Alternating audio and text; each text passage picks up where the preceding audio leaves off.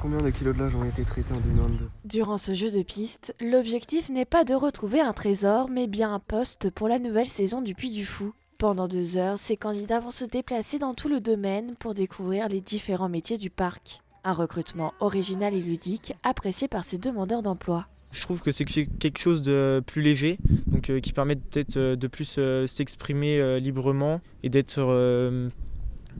plus libre. Ouais, c'est plus rassurant, ouais. C'est moins stressant, je pense, que d'être tout seul devant une personne assis l'un en face de l'autre. Je trouve que c'est vraiment sympa parce que ça détend, on est moins stressé en arrivant. Et puis ça permet de découvrir les autres personnes avec qui on va probablement travailler, découvrir nos supérieurs, découvrir le parc.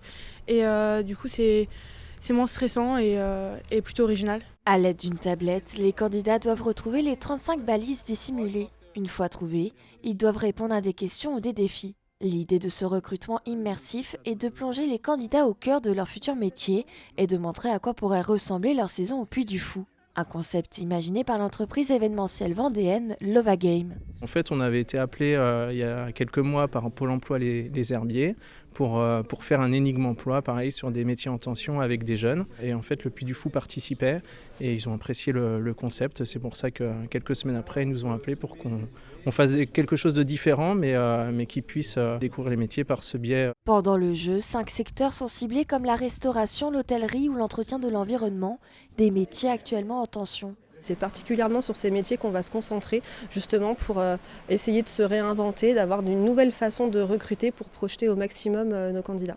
Un recrutement revisité qui permet aussi d'en savoir plus sur les profils des candidats. Vu qu'on passe quasiment 2 heures et demie avec eux sur le jeu, en fait, on discute et on voit un peu les personnalités, les qualités, qui va être un peu plus à l'aise à parler, à prendre un peu le lead sur un groupe ou pas. Et c'est justement ça, nous, en tant que RH, qui nous permet de cibler un peu les qualités. Et ensuite, chaque responsable en entretien pourra un petit peu plus accentuer sur la partie compétences et disponibilité. Le Puy du Fou espère recruter la majorité des candidats de cette session, puisque 70 à 120 postes sont à pourvoir dans ces secteurs pour la saison d'avril à novembre.